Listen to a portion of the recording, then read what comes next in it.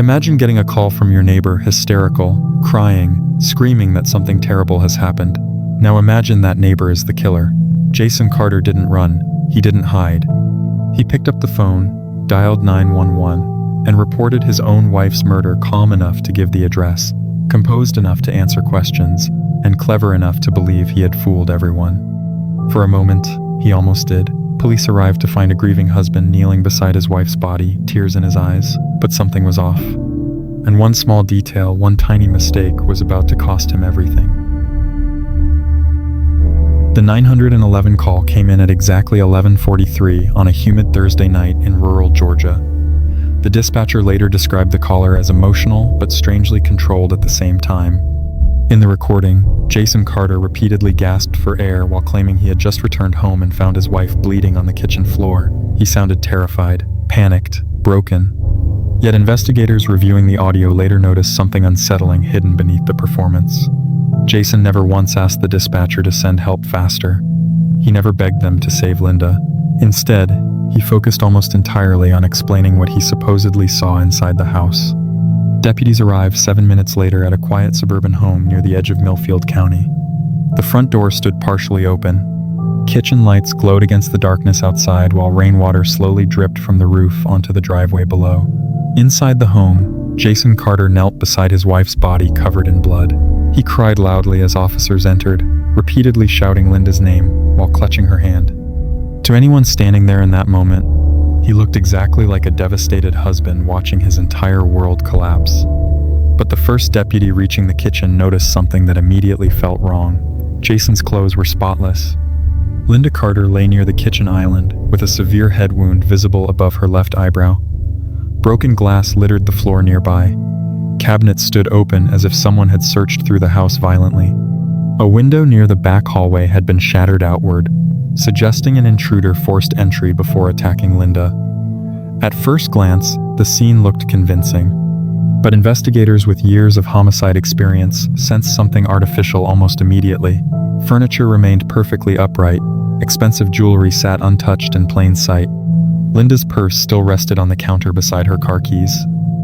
Why would a violent intruder ignore valuables during a deadly break-in? Jason claimed he had been working late grading student exams at the high school where he taught history. According to his timeline, he arrived home shortly before calling 911 and discovered the attack moments later. He insisted somebody must have broken into the house while Linda was alone.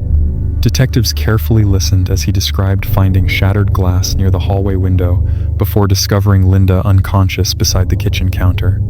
Yet, one statement quietly caught investigators' attention. Jason described blood around Linda's body before officers ever mentioned blood publicly. How could he know specific details hidden in dark areas of the kitchen during his alleged first glance? Detective Emily Navarro arrived shortly after midnight and immediately began studying the crime scene herself. Something about the house disturbed her instinctively. It looked less like a chaotic murder scene and more like someone's idea of what a murder scene should resemble. Even stranger, blood droplets near Linda's body formed patterns inconsistent with Jason's version of events. If Linda had been attacked during a struggle moving through the kitchen, blood should have spread differently across nearby surfaces. Instead, most stains remained concentrated in one location. It appeared Linda collapsed almost instantly after a single violent blow. So why did Jason describe hearing signs of a struggle throughout the house? As forensic teams processed evidence overnight, detectives interviewed neighbors living nearby. Several reported hearing Jason's truck arrive home around 11:30 that evening, but one elderly neighbor named Harold Benson revealed something unexpected. Around 10 o'clock, nearly 2 hours before the murder was reported, he noticed a man standing silently beside the Carter home near the backyard fence. Harold originally assumed it was Jason because of the height and posture, but after seeing police lights later that night, the memory unsettled him deeply. Was someone watching the house before Linda died? Or had Jason returned home much earlier than he claimed? Inside the master bedroom, investigators uncovered another troubling detail. Linda's suitcase sat partially packed beside the closet. Several drawers appeared emptied recently. Detective Navarro also found printed paperwork from a local divorce attorney hidden beneath folded sweaters. According to dates on the documents, Linda secretly consulted legal counsel nearly 3 weeks before her death. That discovery transformed the entire investigation instantly. Detectives now believed Linda may have planned to leave Jason, but had she confronted him already? And if she had, what exactly happened inside that house after their marriage began collapsing behind closed doors?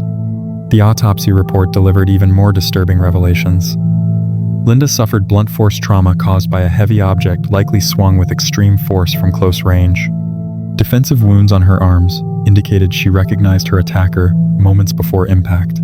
Most chilling of all, forensic evidence suggested Linda remained alive for several minutes after collapsing. Yet during his 911 call, Jason never attempted CPR. He never described checking Linda's breathing. Investigators later questioned why a husband discovering his injured wife would immediately focus on explaining the crime scene instead of trying desperately to save her life. The answer to that question slowly became impossible to ignore. Meanwhile, detectives started examining Jason's personal life more closely. To the community, he appeared respected and well-liked. Students described him as intelligent and patient.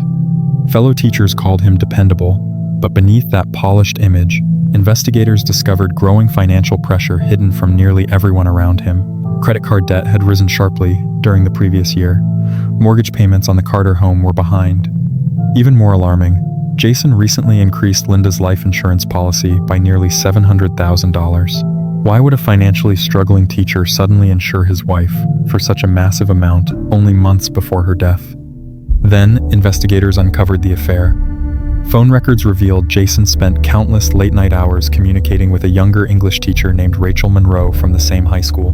The messages became increasingly intimate over time. Detectives later learned Jason promised Rachel he planned to leave Linda soon so they could finally start over together. But one exchange sent chills through the entire investigative team. Just 4 days before Linda's murder, Jason texted Rachel a single sentence at 1:12 inches the morning. "Everything changes next week." At the time, nobody understood exactly what he meant. After Linda died, those words sounded horrifying. Rachel initially denied any romantic relationship when detectives questioned her. But under pressure, her story quickly began falling apart. Investigators confronted her with phone records showing dozens of deleted calls between her and Jason during the days surrounding Linda's murder. Rachel eventually admitted the affair had lasted nearly 9 months. According to her statement, Jason frequently described Linda as emotionally controlling and claimed divorce would ruin him financially. Then Rachel revealed something investigators had not expected. On the afternoon before Linda died, Jason allegedly told her he was finally ready to solve everything permanently. At the time, she assumed he meant ending the marriage legally. Forensic analysts soon delivered the detail that completely changed the direction of the case. Tiny glass fragments recovered from Linda's clothing did not match the shattered hallway window Jason claimed intruders used to enter the home. Instead, the glass appeared placed around the scene afterward. Even more damaging, investigators discovered traces of Jason's blood mixed beneath broken pieces near the window frame. The injury came from a small cut on his right hand officers noticed during initial questioning. Detectives realized Jason likely smashed the window himself, while staging the break-in after Linda was already dead. Suddenly, the entire crime scene looked manufactured. Detective Navarro brought Jason back for another interview 2 days later. This time, the atmosphere inside the interrogation room felt completely different. Jason still appeared calm, but his confidence weakened whenever specific forensic details surfaced. He insisted intruders must have attacked Linda before escaping through the window. But when detectives explained the glass evidence contradicted his story, Jason froze silently for several seconds. Then he made a mistake investigators would never forget. He asked whether police found the murder weapon yet, before detectives publicly confirmed Linda had been killed with one. How did Jason know a weapon existed if he supposedly discovered the body afterward? As pressure mounted publicly, local media flooded the small Georgia town surrounding the Carter case. News vans parked outside the high school where Jason taught while reporters interviewed stunned students and neighbors daily. Many refused to believe the soft-spoken teacher could brutally murder his wife for money and another relationship. Yet detectives privately believed they were only beginning to understand how carefully Jason planned everything. The staged break-in, the emotional 911 call, the fake panic beside Linda's body. Every detail appeared rehearsed, but investigators still lacked one critical piece connecting Jason directly to the killing itself. Late that Friday evening, Detective Navarro sat alone reviewing security footage collected from nearby businesses surrounding the Carter neighborhood. Most cameras revealed nothing unusual. Then shortly before midnight, one grainy gas station recording captured Jason's truck parked several miles from his home, nearly an hour earlier than his official timeline claimed. Even stranger, he appeared to be cleaning something inside the truck bed under dim parking lot lights. Navarro replayed the footage repeatedly in silence, because in that moment, she realized the grieving husband crying on television might not simply be hiding guilt. He might have been preparing for murder long before Linda ever walked into that kitchen. By Saturday morning, the Carter case had already transformed from a local tragedy into a statewide obsession. News stations replayed Jason Carter's emotional 911 call every hour, while crime analysts debated whether the respected high school teacher could truly be capable of murder. Outside the Carter home, reporters crowded behind police barricades, hoping for new developments.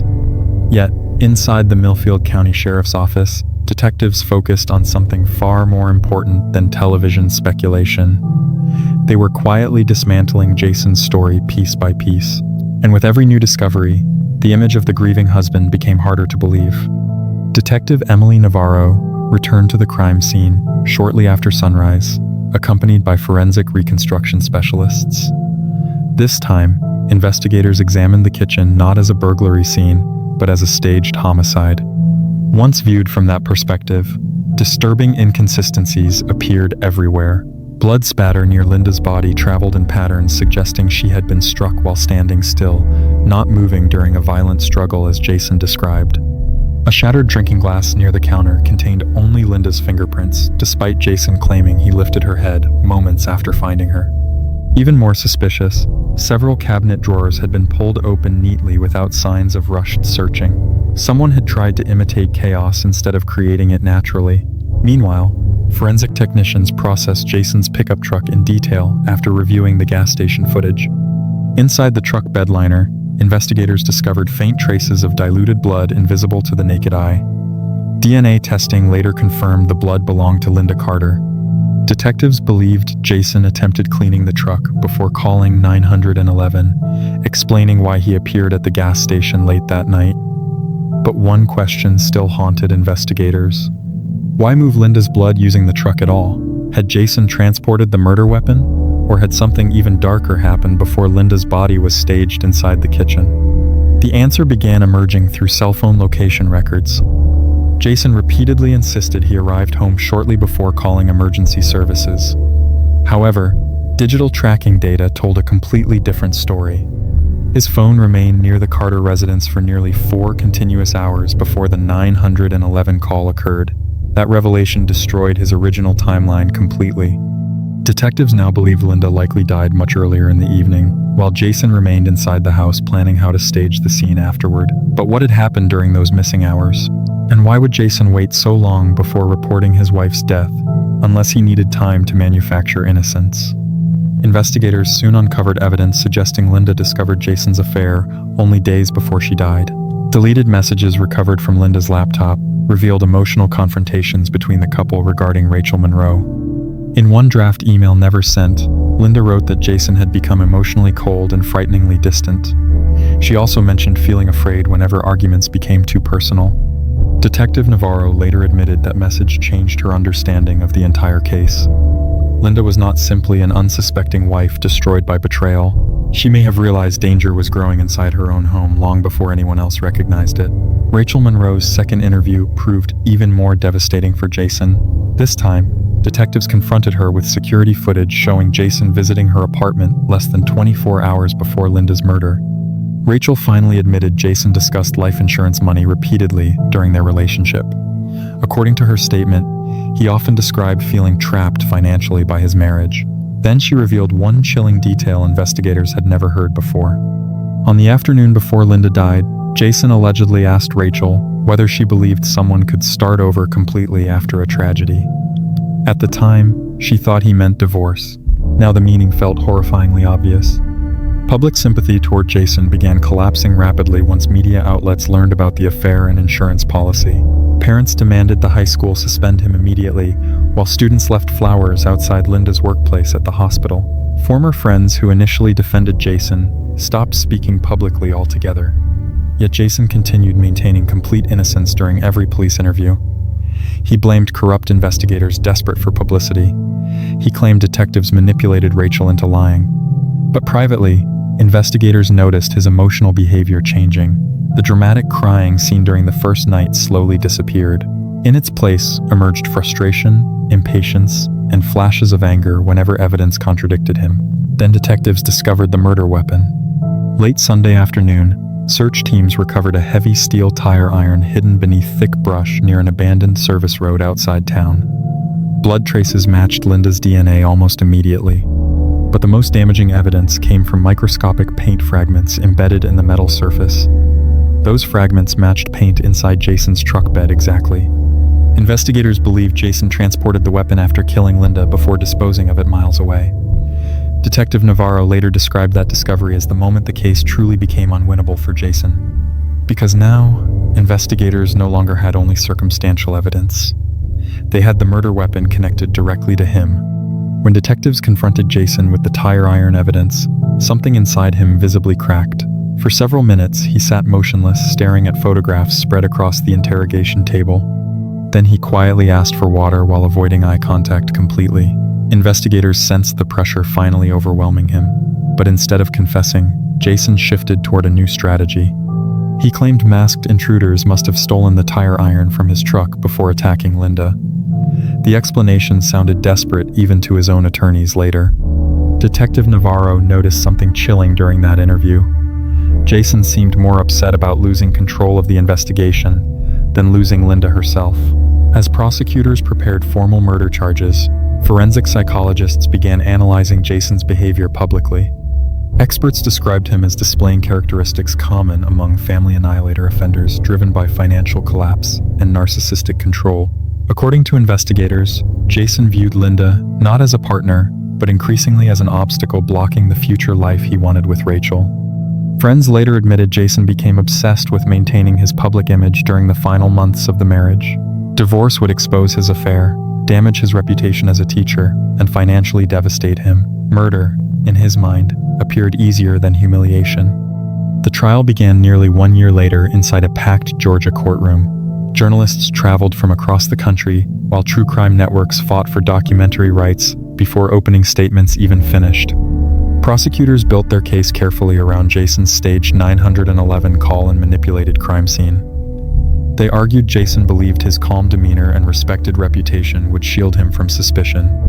But as evidence unfolded, jurors slowly witnessed the mask collapsing. Phone records, blood analysis, the truck evidence, Rachel's testimony. Every piece pointed toward a husband who rehearsed grief before murdering his wife. The courtroom atmosphere became especially tense once prosecutors played the original 911 recording aloud. Jurors listened carefully as Jason cried dramatically while describing discovering Linda's body. Then prosecutors paused the audio and highlighted something most people originally missed. Throughout the entire call, Jason never once asked whether paramedics were close. He never attempted CPR instructions. He never described panic about saving Linda's life. Instead, he focused almost entirely on describing the scene itself. Prosecutors argued the call sounded less like a husband seeking help and more like a man narrating a performance designed to establish innocence before police arrived. Rachel Monroe's courtroom testimony delivered another devastating blow. Fighting back tears, she admitted Jason promised they would finally be free soon, during the weeks before Linda's death. Defense attorneys attacked her credibility aggressively, accusing her of helping prosecutors protect herself from public backlash. But the jury appeared far more interested in Jason's own recorded messages played afterward. In several voicemails, Jason complained bitterly about money, marriage, and feeling trapped inside a life he no longer wanted. One voicemail ended with a sentence prosecutors repeated throughout closing arguments. Sometimes problems only disappear when someone removes them permanently. Detective Emily Navarro testified for nearly 6 straight hours explaining forensic inconsistencies throughout the staged burglary scene. Jurors watched detailed reconstruction diagrams showing why blood patterns contradicted Jason's original timeline completely. Navarro also described Jason's strange emotional behavior after Linda's death, including his immediate focus on evidence instead of medical help. But one statement affected the courtroom more than anything else. Looking directly toward the jury, Navarro said quietly, "Every part of this crime scene was designed to make Jason look innocent, except the parts he could not control." The room reportedly remained silent for nearly 10 seconds afterward. Jason never testified in his own defense. Throughout the trial, he sat expressionless beside attorneys while evidence destroyed the carefully crafted image he spent years building publicly. Former students watching from courtroom benches later admitted the transformation felt surreal. The respected teacher who once lectured about honesty and integrity now appeared emotionally hollow beneath courtroom lights. Yet, even as witnesses described Linda's final moments and prosecutors detailed the staged murder scene, Jason rarely reacted visibly at all. Detective Navarro privately believed that silence revealed more about him than any confession ever could. After less than 5 hours of deliberation, the jury convicted Jason Carter of first-degree murder. Linda's family wept openly as the verdict was read, while Jason remained motionless, staring forward. During sentencing, the judge described the crime as cold, calculated, and horrifyingly deceptive. Jason received life without parole. Yet the most disturbing part of the case continued haunting investigators long afterward. Jason never confessed. Not privately, not publicly. Even after conviction, he insisted he was the victim of a broken system. And perhaps that was the darkest truth hidden inside the Carter case. The man crying beside Linda's body that night may have believed his own performance more than anyone else ever did.